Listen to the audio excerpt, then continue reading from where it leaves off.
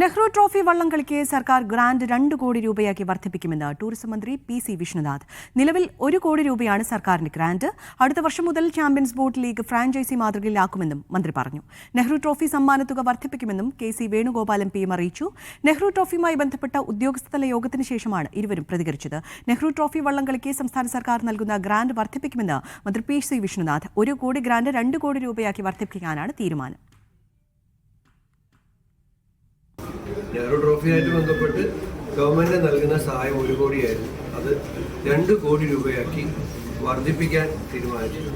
ഈ വർഷത്തെ CBLന് ശേഷം CBLിലെ ടീമുകളിലെ IPL മാതൃകയിൽ അവരെ ഓപ്ഷനൊക്കെ ചെയ്ത് ഫ്രാഞ്ചൈസി ഏറ്റെടുക്കുന്നതുമായി ബന്ധപ്പെട്ട് CBL എങ്ങനെയാണോ ആഗ്രഹിച്ചത് ആ നിലയിലേക്ക് കൊണ്ടുപോകുന്ന രൂപത്തിലൊരു ചർച്ച ഇതിനു ശേഷം.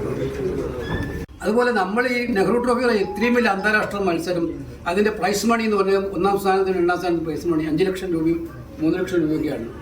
അത് നമ്മൾ വർദ്ധിപ്പിക്കാൻ തീരുമാനിച്ചു. 25 ലക്ഷം രൂപയായിരിക്കും ഈ വർഷം നെഹ്റു ട്രോഫി വിൻ ചെയ്യുന്ന ടീമിന് കൊടുക്കുന്ന ട്രോഫി.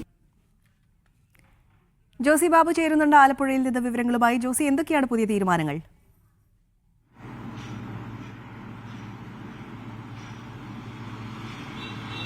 ആരതി, നമുക്കറിയാം വള്ളംകളി പ്രേമികളുടെ ഏറ്റവും ആവേശകരമായ ഈവൻ്റാണ് ഈ ആഗസ്റ്റ് മാസം നടക്കാൻ പോകുന്ന നെഹ്റു ട്രോഫി വള്ളംകളി. അതിന് മുന്നോടിയായുള്ള എക്സിക്യൂട്ടീവ് കമ്മിറ്റി യോഗമാണ് ഇന്നും ആലപ്പുഴ കലക്ടറേറ്റിൽ ചേർന്നത്. ഈ ആലപ്പുഴ കലക്ടറേറ്റിൽ ചേർന്ന യോഗത്തിന് ശേഷമാണ് മന്ത്രിയുടെ ഈ പ്രതികരണം.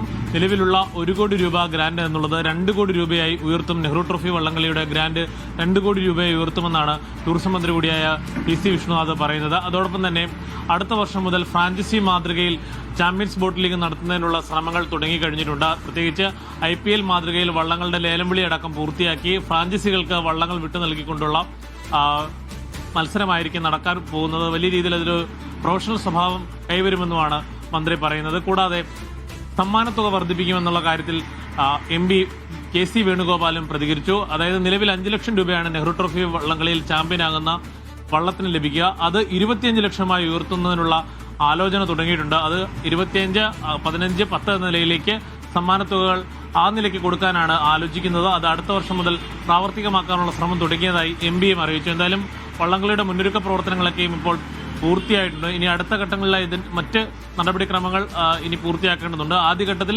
ഇതുവരെയുള്ള പ്രവർത്തനങ്ങൾ വളരെ മികച്ച രീതിയിൽ പുരോഗമിക്കുന്നു എന്നുള്ള വിലയിരുത്തലിലാണ് ഇന്നത്തെ എക്സിക്യൂട്ടീവ് യോഗം അവസാനിച്ചത്.